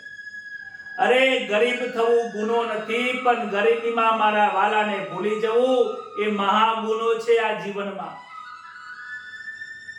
સંસારમાં ધંધો કરવો એ ગુનો નથી, સંસારમાં પૈસા કમાવા એ ગુનો નથી, પણ સંસારમાં રહીને સામર્યાને ભૂલી જવું એ મહાગુનો છે. ત્યારબાદ ભગવાને એમને સ્નાન કરાવ્યું છે, પીળું પીતાંબર પહેરાવ્યું અને બંને જણા સુખ દુઃખની વાતો કરે છે. સુખ દુઃખની વાતો કરે છે કે હે સુદામા, તમારા લગ્ન થયા કે નહીં? ત્યારે સુદામા કહે છે કે મારા લગ્ન તો થઈ ગયા છે, એક પત્ની છે, બાળકો પણ છે. પત્નીનું નામ સુશીલા છે. જેવું એનું નામ છે, ખરેખર એવા ગુરુ છે.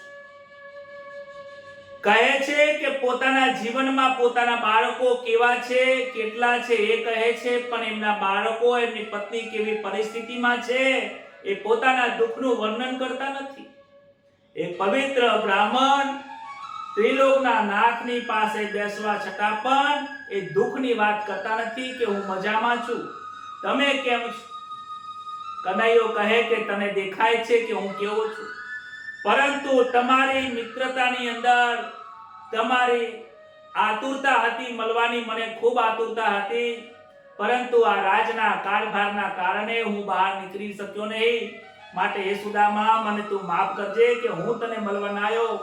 હે સુદામા, તારો ખૂબ ખૂબ ઉપકાર છે કે તે મારી આ દ્વારકાની નગરીને પાવન કરી. આવી રીતે અવારનવાર તું મારા ઘરે આવતો રહે છે. કહે છે કે તમે આવ્યા છો, મારા ભાભીએ કંઈક મોકલાવ્યું લાગે છે. મારા ભાભીનું નામ સુશીલા છે, સદગુણોથી ભરેલા છે, તો મારા માટે કંઈક મોકલાયું છે. સુદામાએ બગલમાં એક પોટકીને છુપાવી રાખી છે. આપતા સંકોચ થાય છે કે હું શું આલું ભગવાનને. સુદામા જ્યાં પોટલી છુપાવા જાય છે ત્યાં તો ભગવાન કહે છે અરે આ શું છે, એમ કહીને પોટલી ઝૂંટવી લીધી છે અને ભગવાને પૌવા લઈને ખાવા લાગ્યા છે. જેવી રીતે પૌવા ખાવા લાગ્યા, લૌકિક દ્રષ્ટિએ બે મુઠ્ઠી પૌવા હતા, પરંતુ સુદામાનું સર્વસ્વ, અનેક પ્રકારના કરેલા પાપો, કે જે દુઃખ હતું એમના જીવનનું, કે જે પ્રારબ્ધમાં પણ જે હતું, એ બધી ગરીબી એમને બે મુઠ્ઠી પૌવાની અંદર આરોગી લીધી. વિધાતાએ એમના કપાળમાં લખ્યું હતું શ્રી ક્ષય, એટલે એમને એમના જીવનમાં ધન ક્યારેય નહીં મળે, નિર્ધનતા થશે, આવું લખેલું હતું. પરંતુ આજે ત્રિલોકના નાથે લખી દીધું છે યક્ષશ્રી, એટલે કે મારા ત્રિલોકના નાથની જેટલી સંપત્તિ છે એ બધાની સંપત્તિનો માલિક આજે અમારો મિત્ર છે. આખા કુબેર ભંડારી એને બનાવી દીધો છે. આ પ્રારબ્ધનું જે દુઃખ હતું એ સુદામાનું હરી લીધું છે. કહે છે ત્યારે એ સમય ઉપર જ્યારે વાતો કરતા હોય ત્યારે રૂકમણીજી ના મનમાં થોડો અહંકાર આવે છે ને કહે છે કે આ ગરીબ મિત્ર આવો શબ્દથી એમને બોલાવે છે. ત્યારે ભગવાન શ્રી કૃષ્ણ કહે છે હે રૂકમણી, તમે આ શબ્દ બોલ્યા છો કે તમારી આ જીભ કપાઈ કેમ ના ગઈ? અરે આ મારો મિત્ર ગરીબ નથી, એ એટલો બધો શ્રીમંત છે કે જેટલો શ્રીમંત આ ત્રિલોકનો નાથ નથી. હે રૂકમણી, તમે આવું બોલશો નહીં, કારણ કે મારો મિત્ર એ ગરીબ નથી, એ શ્રીમંત છે. કહે છે કે જ્યારે અમે બાળપણમાં સાથે ભણતા હતા, લાકડા લેવા માટે ગયા હતા, વરસાદનો સમય હતો, ત્યારે એક મુઠ્ઠી ચના આ મારા મિત્રએ છુપાઈને ખાઈ લીધા હતા. એ કેમ છુપાઈને ખાધા હતા એ ઘટના આજના લોકોને ખબર નથી. અરે એના કારણે જ આ સોનાની નગરી છે. અરે એ છુપાઈને ચણા ખાધા એટલા માટે જ આ સંસાર ચાલી રહ્યો છે. એ જો છુપાયેલા ચના જો કનૈયાએ ખાધા હોત તો આજે હું નિર્ધન હોત. અને આ સંસાર ના ચાલતો હોય. હે રૂકમણી, મારો મિત્ર ખૂબ અમીર છે.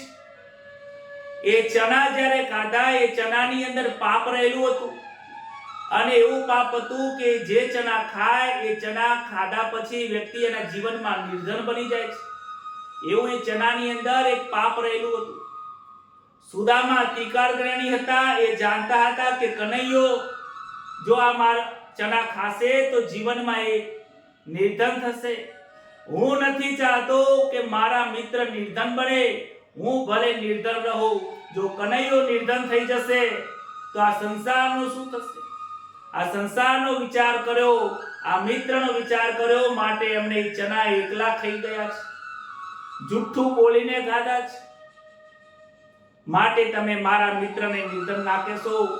એક મુઠ્ઠી પૌવા આરોગીને એના બદલામાં ભગવાને દ્વારિકાનું તમામ ઐશ્વર્ય સુદામાને જાણે મોકલી દીધું છે. સુદામાએ વિચાર્યું કે મારા દુઃખની વાત હમણે સુદામાએ ક્યારે પોતાના દુઃખની વાત કરી નથી. પ્રભુને પોતાના દુઃખની વાત કરીને હેરાન કર્યા નથી, કષ્ટ આપ્યું નથી. ભગવાને વિચાર કર્યો કે અમને કાંઈ કહેશે, પણ કહેતો નથી. બીજા દિવસે સુદામા કહે છે કે મારે ઘરે જવું છે. સુદામાને આશા હતી કે મિત્ર મને કહે છે કે 2-4 દિવસ રોકાઈ જા, પણ રોકાવાનો આગ્રહ કર્યો નથી. કારણ કે જ્યારે ઐશ્વર્ય ઘરે મોકલાવ્યો, સુશીલા અને એમના બાળકો જ્યાં ઝૂંપડીમાં રહેતા હતા ત્યાં બધું ભગવાને આપી દીધું છે.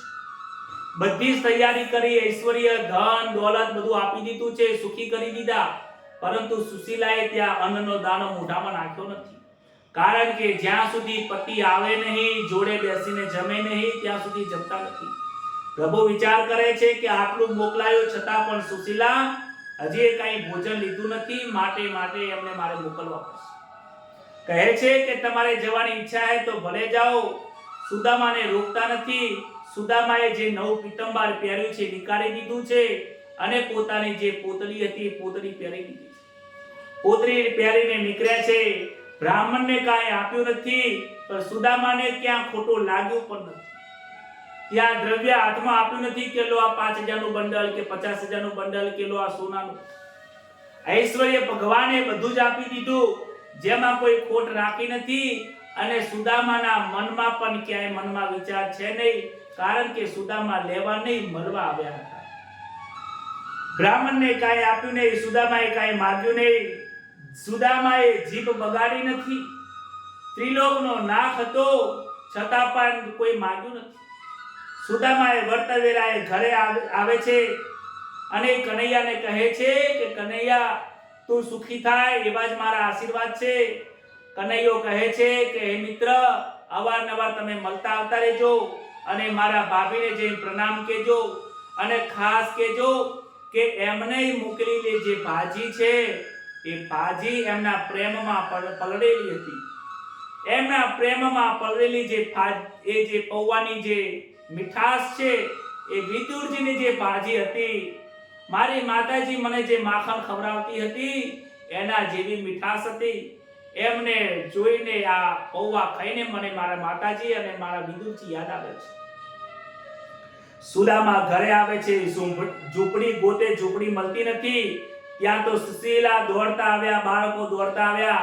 અરે તમારા મિત્રે જેવો કોઈ ઉદાર નથી, આટલી સંપત્તિ આપી, બોલો વિચાર કરો, માગશો તો આટલું જ મળશે અને ના માગે અને વિસાર આપ્યું છે. સુદામા જેવો કોઈ બ્રાહ્મણ, કોઈ મિત્ર કોઈને આજ સુધીમાં મળ્યો નથી. અતિ નિર્ધનતા હોવા છતાં પણ કાંઈ માંગ્યું નથી. સુદામા ગરીબ નથી. સુદામા એટલા મોટા અમીર છે કે જેમને એ પાપી ચણા ખાઈને પૂરા વિશ્વને, ત્રિલોકના નાથને મજબૂત રાખ્યા છે. એમને ત્રિલોકના નાથને સંપત્તિવાન રાખ્યા છે. સુદામા ગરીબ નતા. એ ભરી ભક્તિ એવી કરી છે, જ્યારે એ ગરીબ હતા ત્યારે પણ ભક્તિ કરી છે અને ભગવાને ઐશ્વર્ય આપ્યું ત્યારે અતિશય ભક્તિ થઈ છે. ભગવાન જ્યારે તમને ઐશ્વર્ય આપે, સુખ આપે, પૈસો આપે, ગાડી આપે, બંગલો આપે, જેમ જેમ તમારું સુખ વધે એમ તમારી ભક્તિ વધારજો. પરંતુ આજના જીવાત્માઓ સુખમાં ભગવાનને ભૂલી જાય છે. આ પ્રેમના મિત્રની પરમાત્માના જીવ માત્રના મિત્રની કથા છે. નિસ્વાર્થ ભાવે પ્રભુની સાથે જે પ્રેમ કરે છે, મિત્રતા કરે છે, એના જીવનમાં હંમેશા માટે ધન્ય બની જાય. ગોપીઓનો પ્રેમ, સુદામાનો પ્રેમ, મીરાનો પ્રેમ અદ્ભુત છે. જીવનમાં ક્યારે ઈર્ષા રાખતા નહીં. કોઈની પ્રેમ જોઈને, કોઈની મિત્રતા જોઈને, કોઈનું સુખ જોઈને ક્યારે પણ કોઈ ઈર્ષા રાખશો નહીં. એક વખત રુક્ષ્મણીજીને ઈર્ષા આવે છે. ગોપીઓ આટલો બધો અનન્ય પ્રેમ ભગવાનને કેવી રીતે કરતા હશે? રાધાજી કૃષ્ણને પ્રેમ કેવી રીતે આવો અનન્ય કરતા હશે? એક વખત રુક્ષ્મણીજી ભગવાનની ચરણની સેવા કરતા હતા, ત્યારે પગમાં ફોલ્લા પડેલા હતા. કહે છે કે પ્રભુ તમે આજે બહાર ગયા નથી તો આ પગમાં ફોલ્લા કેવી રીતે પડ્યા છે? કહે છે કે રુક્મણીજી તમને શું ખબર નથી આ પગમાં ફોલ્લા કેમ પડ્યા? કે ના પ્રભુ મન જાણતી નથી કેમ પડ્યા છે. આ પગમાં ફોલ્લા એકદમ પાણી ભરાઈ ગયેલા છે, ફોલ્લા પડ્યા છે. ભગવાન શ્રી કૃષ્ણ કહે છે કે તમે આજે રાધાજી જોડે ગયા હતા, એમને દૂધ પીલાયું હતું? કે હા મહારાજ મેં પીલાયું હતું. રાધાજીને કહ્યું હતું કે તમે આટલો બધો કૃષ્ણને પ્રેમ કેવી રીતે કરી શકો છો? પણ રાધાજી કહે બોલતા નથી. એકદમ સરળ સ્વભાવ છે, એકદમ મુનિવ્રત રાખેલું છે. કારણ કે એમના પ્રશ્નોનો જવાબ કેવી રીતે આપવો, અનન્ય પ્રેમ કેવી રીતે કરવો, એ શબ્દોમાં વર્ણન કરી શકાય એવું નથી. માટે રાધાજી ચૂપ રહ્યા છે. અને રુક્મણીજીને લાગે છે કે અરે આ તો ગાંડા જેવી છે, આને કંઈ ખબર પડતી નથી. અને દૂધ લઈને આપે છે કે આ ગરમ દૂધ છે, તમે પીઓ. રાધાજી ના પાડે છે, હાથથી મના કરે છે, દૂધ નથી પીવું, ઈચ્છા નથી દૂધ પીવાની. છતાં પણ ખૂબ દુરાગ્રહ કરે છે, ના પીવું જ પડશે. રાધાજીની ઈચ્છા ન હોવા છતાં પણ એ દૂધ પી જાય છે. કહે છે કે રાધાજીએ ગરમ દૂધ પીધું, એ હૃદયમાં એમને બળ્યું છે. રાધાજીના હૃદયમાં, રાધાજી પોતાના હૃદયની અંદર મારા ચરણમાં રાખે છે. હે રુક્ષ્મણી, મારા ચરણ એ રાધાજીના હૃદયમાં રહેલા છે. રુક્ષ્મણીજી બે હાથ જોડીને ક્ષમા માંગે છે કે મારી ક્ષમા નહીં, રાધાજીની ક્ષમા માંગો. આ કથા કહે છે કે કોઈ સંતોની, કોઈ પ્રભુ ભક્ત હોય કે કોઈ પણ વ્યક્તિના જીવનમાં કોઈની ઈર્ષા કરશો નહીં. ઈર્ષા કરવાથી, કોઈના દોષ જોવાથી જીવનમાં રોષ વધી જાય છે, દુઃખ પ્રાપ્ત થાય છે. ત્યારબાદ એક વખત શ્રી કૃષ્ણ દેવકી અને વસુદેવજીની પાસે આવે છે અને એમને કહે છે, માતા પિતાને કહે છે કે તમારા મનમાં કઈ ઈચ્છા હોય તો કહો. ત્યારે વસુદેવજી કહે છે કે મારી તો કોઈ ઈચ્છા છે નહીં, બસ હું ભગવાનનો ભક્તિ કરું. પરંતુ દેવકીના મનમાં કઈક ઈચ્છા છે કે બેટા જો તારે મને આપવું હોય તો કે મારા મનમાં એક વાસના છે કે તારા જન્મ પહેલા 6 પુત્રોને કંસે મારી નાખ્યા હતા, એ પુત્રોને મેં જોયા નથી, જોવાની ઈચ્છા છે. ત્યારબાદ એ યમલોકમાં જઈને 6 પુત્રોને લઈને આવે છે અને ભગવાનને પોતાના માતાને દર્શન કરાવે છે અને પછી વાસનાનો ઉપદેશ આપે છે. એમાં જીવનમાં વાસનાઓ રાખશો નહીં. વાસના એ તમારા બીજા જન્મનું કારણનું બંધન બને છે. વાસના હશે તો તમારે જન્મ લેવો પડશે. માટે વાસનાથી મુક્ત થાઓ. અને એ માતાજી અને નંદ બાબાને પણ એ વાસનામાંથી મુક્ત થઈને એમનો ઉપદેશ આપે છે. નંદ બાબાને કહે છે, ત્યારબાદ યશોદા મૈયાને પણ કહે છે કે તમારી કોઈ ઈચ્છા હોય તો કહો. ત્યારે યશોદા મૈયા અને નંદ બાબા કહે છે કે હે કનૈયા, કે અમને કોઈ ઈચ્છા નથી, તારી પાસે માંગો એટલું મળે, જન્મો જન્મ ભક્તિ એટલું. મારે તમારી પાસે હું એટલું જ માંગુ છું કે હું જન્મો જન્મ તારી ભક્તિ કરું, તારી સેવા મળે, તારા ચરણની સેવા કરો, તને નવરાવું, ધોવરાવું, ભોજન કરાવું, ખવડાવું, પીવડાવું. આ પુષ્ટિ માર્ગની ભક્તિ માંગે છે. હંમેશા માટે તારી સેવા કરો, તને રમાડો. વિચાર કરો કે જ્યાં વાસનાઓ નથી ત્યાં પુષ્ટિ ભક્તિ હોય છે.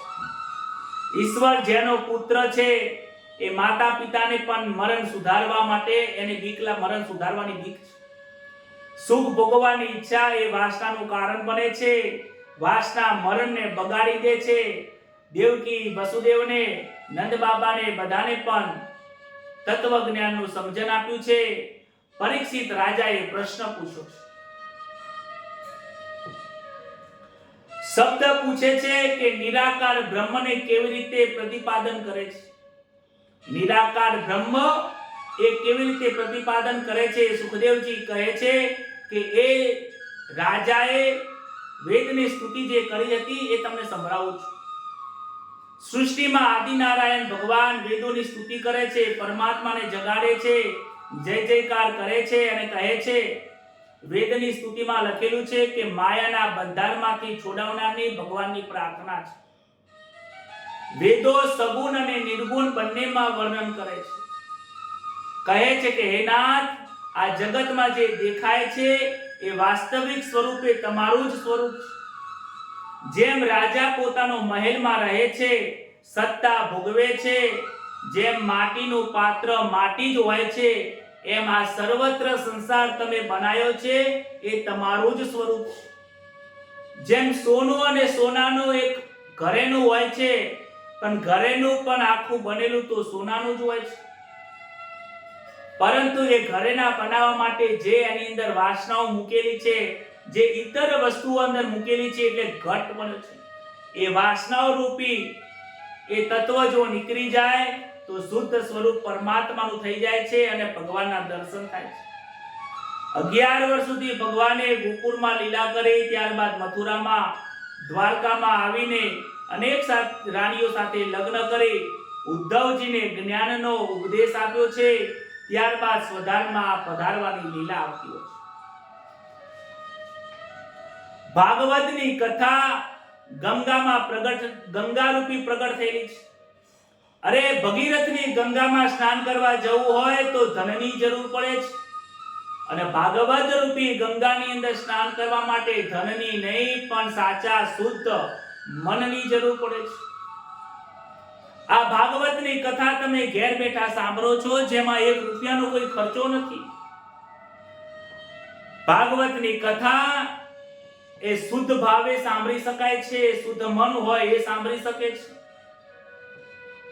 11મા સ્કંદની અંદર વૈરાગ્યનું જ્ઞાન આપેલું છે. એક વખત પિંડારક તીર્થની અંદર ઋષિ મુનિઓ બેઠા હતા.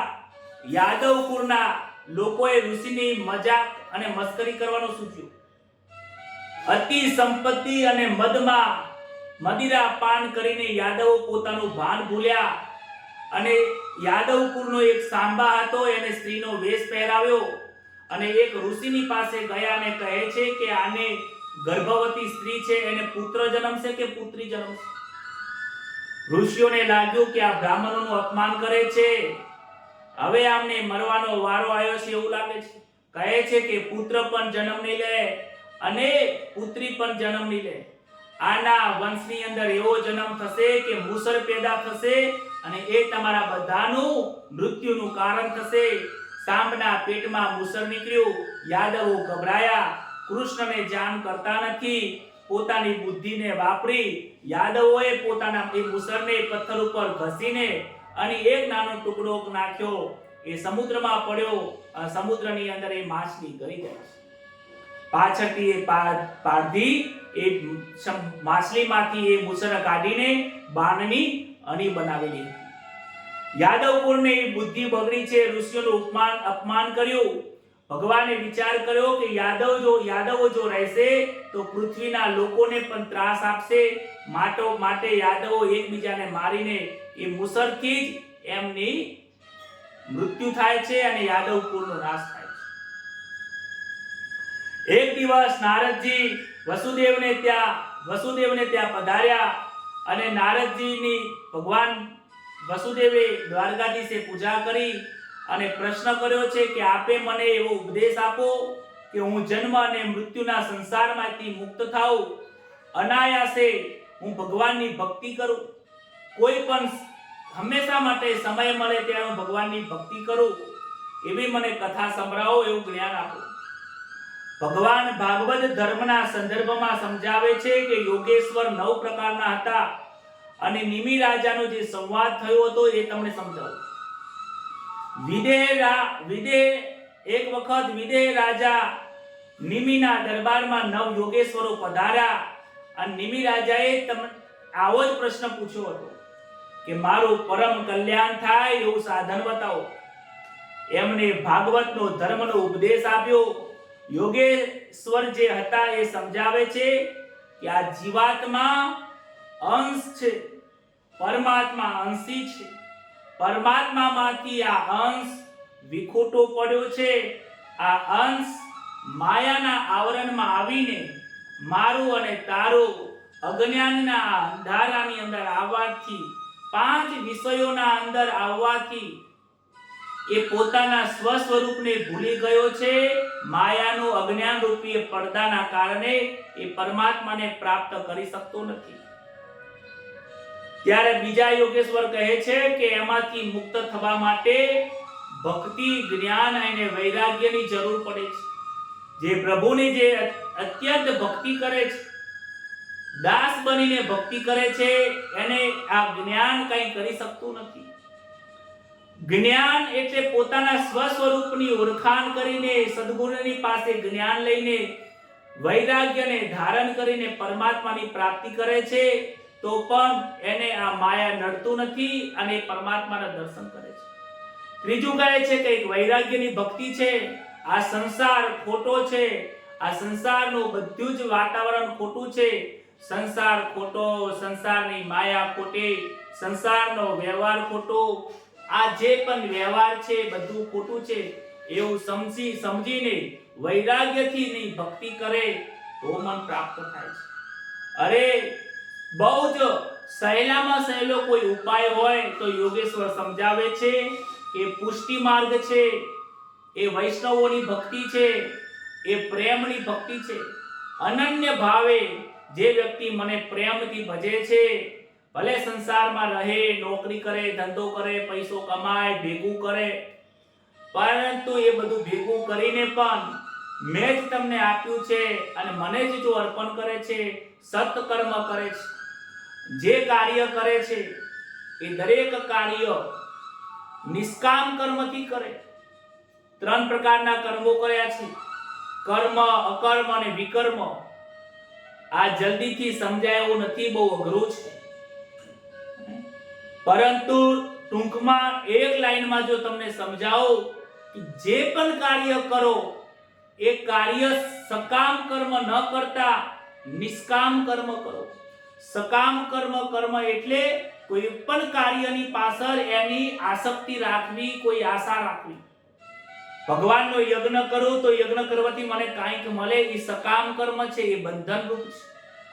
હે ભગવાન, હું તને શ્રીફળ ચડાવીશ, તું મારું આટલું કાર્ય કરજે, એ સકામ કર્મ છે, એ ભક્તિ નથી. એની પાછળ બંધન રહેલું છે. તમે દાન કરો તો તમારી ઈચ્છા હોય કે મને માન મળે, મને સન્માન મળે. હું ભગવાનની 5 માળા કરું તો મને કંઈક વસ્તુ પ્રાપ્ત થાય, મને ધન મળે. હું કંઈક વ્રત કરું તો મારા છોકરાના લગ્ન થાય. કોઈ પણ વસ્તુની સૂક્ષ્મ ભાવના લેવાની રાખો, એ કર્મ સકામ થઈ જાય. કામના રાખવી એનું સકામ કર્મ. નિષ્કામ કર્મ, જેની પાછળ કોઈ જ લેવાની ભાવના ન હોય, પછી કોઈ પણ કામ હોય, દાન, જપ, તપ, પૂજા પાઠ, વ્રત, તપ યા કોઈ ધંધો પણ કરો તો પણ એની પાછળ રહેલું કર્મ એ બંધન રૂપ નથી, એ મોક્ષ તરફ લઈ જાય છે. કહે છે કે તમે કામ્ય કર્મ ના કરમો, તમે નિષ્કામ કર્મ કરો. આ પ્રમાણે એમને ભાગવતનો ધર્મ સમજાવે છે. મહાભારતના પર્વમાં યુધિષ્ઠિર અને યક્ષનો પણ સંવાદ આવે છે. યુધિષ્ઠિરે પણ જવાબ આપેલો. કહે યક્ષ યુધિષ્ઠિરને પ્રશ્ન પૂછે છે, બહુ સમજવા જેવું છે, કે આ દુનિયામાં મોટામાં મોટું આશ્ચર્ય શું છે? આ દુનિયામાં મોટામાં મોટું આશ્ચર્ય શું છે? ત્યારે યુધિષ્ઠિર બહુ સરસ જવાબ આપે છે કે મને એક આશ્ચર્ય આ સંસારમાં દેખાય છે.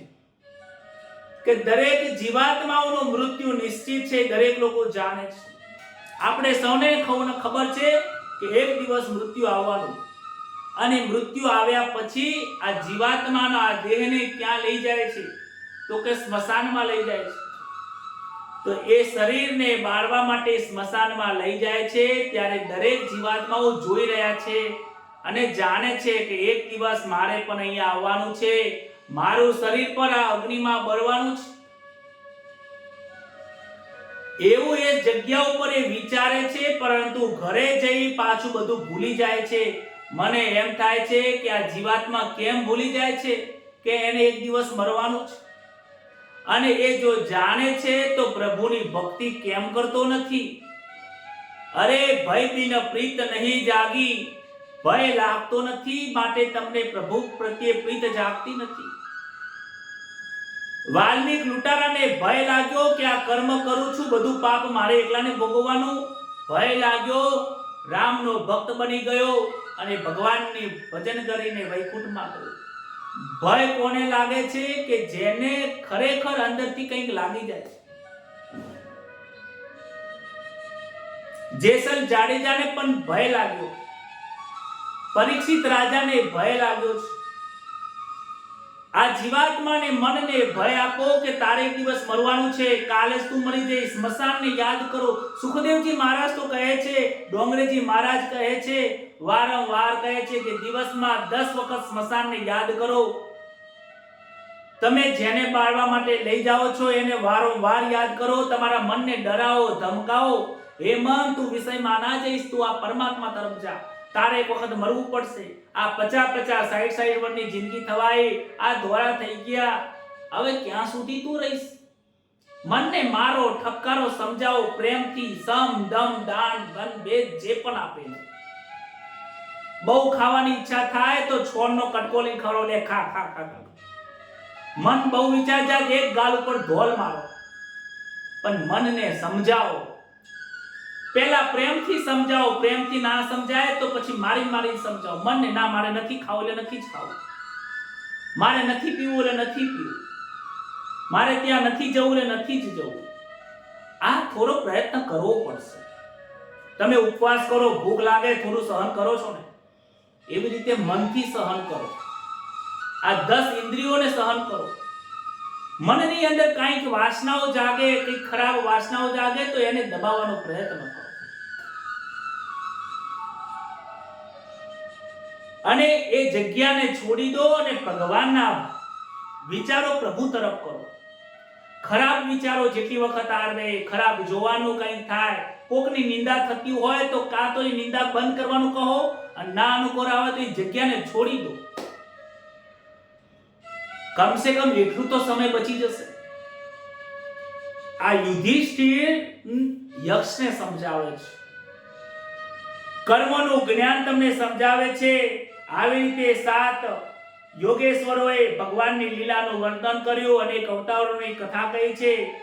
8મા યોગેશ્વરે ભક્તિહીન પુરુષોની અને ભક્તિહીન પુરુષો જેને જીવન મળ્યું, ભજન ના કર્યું, આ સંસારમાં આવીને ભગવાનનું ભજન નહીં કરતા, એ કેવા લોકો ક્યાં જાય છે? તો કે નરકમાં જાય છે. કયું નરક? 4 પગમાં જાય છે, જ્યાં એકલું દુઃખ ને દુઃખ, બીજી કોઈ વાત નથી. ત્યારબાદ 9મા યોગેશ્વરે પરમેશ્વરે ભગવાનની પૂજા વિધિ કરવાનું સમજાવ્યું છે. સવારમાં ઉઠો, નાહો, ધોવો, તૈયાર થઈ ભગવાનનું ભજન કરો. ભગવાનને લાલો હોય, નવરાઈએ, ધોરાઈએ, પૂજા કરીએ, થાળ કરીએ, પ્રસાદ ધરાઈએ. સંસારની વાતોમાં સમય હાવ પૂરો કરી દી. આખી જિંદગી સંસારની વાતો કરી, સંસારની વાતોમાં રસ લેવાનું બંધ કરીએ. પ્રભુનું ભજન કરવાની શરૂઆત કરીએ. ભલે ભજન પેલા મીરાબાઈના, નરસિંહ મહેતાના ભજન ગાવાની જરૂર નથી. મનમાં ભગવાનના સ્વરૂપને યાદ કરો. પ્રભુનો મારો વિયોગ થયો છે, વિયોગને યાદ કરીને રડો. જ્યારે તમારા હૃદયની અંદર રડશો, પ્રભુનો વિયોગ તમને સહન ના થવો જોઈએ. અંતરની વેદનાઓથી રડો કે મને પ્રભુની દર્શન થાય, પ્રભુ મને દર્શન તો આ, પ્રભુ મને દર્શન આપે. અનેક આ શરીર પાપોથી ભરેલું છે. આ જન્મની અંદર તો પરમાત્માના દર્શન જો કરવા હોય, જો લાયક બની જાય તો દર્શન થઈ જ જાય છે. અને જો થોડું ઘણું રહી ગયું હશે તો એ પ્રબળ કરેલી ભક્તિ તમને આવતા જન્મની અંદર એક યોગ્ય જગ્યા ઉપર તમારો જન્મ થશે અને નવી એ યોગ, અધૂરો યોગ બીજા જન્મમાં તમારો યોગ ત્યારે પૂર્ણ થશે. બીજી બાજુ દેવોએ ભગવાનને પ્રાર્થના કરી કે પ્રભુ, હવે પૃથ્વી ઉપરનો ભાર ઘણો ખરો ઓછો થઈ ગયો છે, હવે તમે સ્વધામાં પધારો એમ કરીને પ્રાર્થના કરે છે. દ્વારકામાં મોટા મોટા અપશકુનો થવા લાગ્યા છે. વૃદ્ધ યાદવો પણ ભગવાનની પાસે આવ્યા છે. અનેક ઋષિઓને શ્રાપ થયો છે. કહે છે કે હવે અહીંયા દ્વારકામાં રહેવું નથી, કે દ્વારકામાં પણ હવે ખોટા અપશકુનો થાય છે, માટે બધા લોકો પ્રભાસ ક્ષેત્રમાં જવાની તૈયારી કરી છે. ઉદ્ધવે જ્યારે આ વાત સાંભળી, ખબર પડી કે પ્રભુ હવે જવાના છે, યાદવોનો સંહાર થઈ ગયો છે અને પ્રભુ હવે જવાના છે, ત્યારે ઉદ્ધવ ભગવાન શ્રી કૃષ્ણના શરણમાં આવ્યો છે અને બે હાથ જોડીને વંદન કરીને કહે છે, પ્રભુ તમે હવે જાઓ છો, તમારા વગર હું કેવી રીતે કરીશ? ત્યારે ભગવાનની જોડે પ્રાર્થના કરીને કહે છે કે ભગવાન કહે છે કે હે ઉદ્ધવ, તું મારી સાથે આવ્યો નતો, એકલા જ આવ્યા મનવા, એકલા જ આવ્યા મનવા, એકલા જવાના, સાથી વિના સંગી વિના, એકલા જવાના, એકલા જવાના, એકલા જવાના. એકલા આવ્યા છીએ, એકલા જવાના છીએ, કશું જ નહીં આવવાનું. જે પણ હારું ખોટું કરે, જૂઠું બોલે, છેતરી કેરી, જે ઘરના બંગલા ગાડી લઈને ભેગું કર્યું છે, ભગવાનની જોડે ક્ષમા માંગો, માફી માંગો, ખૂબ અંતઃકરણથી માફી માંગો. ભગવાન દયાળુ છે, માફ કરશે. આ પ્રારબ્ધની જે આ શરીર લઈને આવ્યો છે, દુઃખ તો ભોગવવું જ પડશે, પરંતુ હવે પછી આ ભૂલ નહીં કરું એવી ક્ષમા માંગીએ તો પરમાત્મા એટલા દયાળુ છે કે એની ભક્તિની અંદર એટલી તાકાત છે, પ્રભુની ભક્તિમાં એટલી તાકાત છે. પ્રભુના સ્વસ્વરૂપના જ્ઞાન જ્યારે પ્રાપ્ત થાય એમ જ્ઞાનમાં એટલી તાકાત છે. જ્ઞાનાગ્નિ જ્યારે હૃદયમાં પ્રગટ થઈ જાય છે ત્યારે કરેલા બધા જ પાપો નાશ થઈ જાય છે અને જીવાત્મા શુદ્ધ ચૈતન્ય સ્વરૂપ થઈ જાય છે અને જીવન મુક્ત બની જાય છે. ખાઓ પીઓ ફરો હરો છતાં પણ મુક્ત. કોઈ પણ કામ કરો, કોઈ પાછળ પર આસક્તિ નહીં, મુક્તિથી જિંદગી જીવો.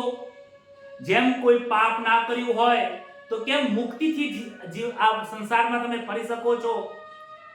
અને કોઈ તમે ભૂલ કરી હોય, પાપ કર્યું હોય, ખાકી વર્દી વાળો આવે તો પગ હલવા લાગે છે. આ જીવાત્માએ અનેક પાપો કર્યા છે, માટે આપણને બહુ ડર લાગે છે. માટે હવે નિર્દોષ બની જઈએ, નિર્દોષ બનવાનો પ્રયત્ન કરીએ. એ જ વાત સાથે આજની કથાને આપણે વિરામ આપીએ છીએ, અલ્પ વિરામ આપીએ છીએ. આવતીકાલે આપણી કથા ફરીથી પ્રગટ કરીશું. ત્યાં સુધી પ્રભુનું નામ લઈએ. હરે કૃષ્ણ કૃષ્ણ કૃષ્ણ હરે હરે, હરે રામ રામ રામ, હરે હરે, હરે કૃષ્ણ રાધે કૃષ્ણ, કૃષ્ણ કૃષ્ણ હરે હરે.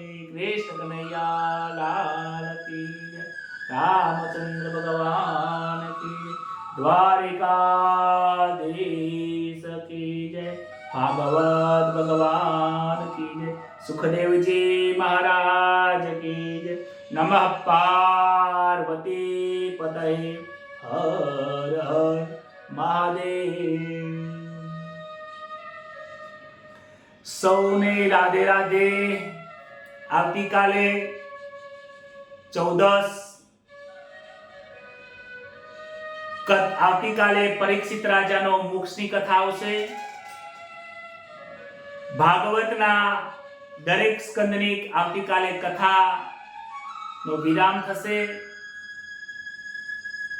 અને એ વિરામ થયા પછી અમાવસ્યાના દિવસે ગ્રુપમાં મેં જે સમય આપ્યો છે એ સમય પ્રમાણે તમારા પિતૃઓની પૂજા કરજો, અર્ચન કરજો અને એ શુભ સમયની અંદર બે હાથ જોડીને પ્રાર્થના કરજો કે હે પિતૃનારાયણ, મેં આ કથા સાંભળી, સૌનું કલ્યાણ કરજો. એ રીતે પ્રાર્થના કરીને અને શુદ્ધ જળમાં એ શ્રીફળને વિસર્જન કરજો. અને અમાવસ્યાના રાત્રે પણ ભાગવતનો ધર્મ શું છે, આ દરેક કથાઓનો મહાત્મ્ય શું છે, એનો આપણે એક કલાકનો સત્સંગનો કાર્યક્રમ, 1 કલાક સત્સંગની કથા રહેશે. એટલે ટોટલ આપણે 21 દિવસની આ ભાગવત કથા રહેશે.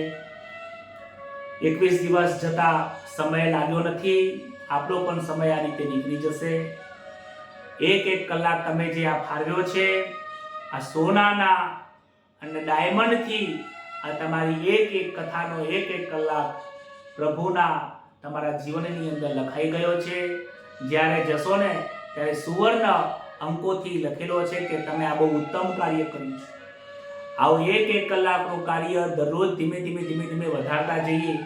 કથા 1 કલાક સાંભળીએ અને આખો દિવસ તમે એનું મનન કરશો તો એ વધારે અમૃત જેવું બની જશે. ઘણા લોકો કે મહારાજ કથા સાંભળીએ પણ ભૂલી જવાય, પરંતુ કથા જો ભૂલી જવાય તો વારંવાર એ કથાને સાંભળો. આ 21 દિવસની કથાને વારંવાર ફરીથી રિપીટ કરો, 2 વાર, 3 વાર, 4 વાર, 5 વાર. જો મનન કરતા ના આવડે તો કથા સાંભળો. બીજું જોઈએ એના કરતા કથા સાંભળીએ ખૂબ આનંદ છે. આપણી આ ભાગવતની કથા સૌને આનંદ આપવાની વાળી કથા છે. જે આપણે આ ભગવત કથા સાંભળી એ શુદ્ધ એના સ્વરૂપમાં જે કહેલી છે એ પ્રમાણે આપણે સાંભળી છે. સૌને જય શ્રી કૃષ્ણ, રાધે રાધે. ચેનલને સબસ્ક્રાઇબ કરી રાખજો. ક્યારેક હું ડાયરેક્ટ લિંક નથી પણ મોકલતો, લાઈવ કરી દઉં તો ડાયરેક્ટ તમને પણ લાઈવ દર્શન થાય, લાઈવ તમને કથા સાંભળી શકાય. અને જોડાયેલા રહેજો હંમેશા માટે, પ્રભુના ભજનમાં રહેજો. રાધે રાધે, જય શ્રી કૃષ્ણ, શુભરાત્રી.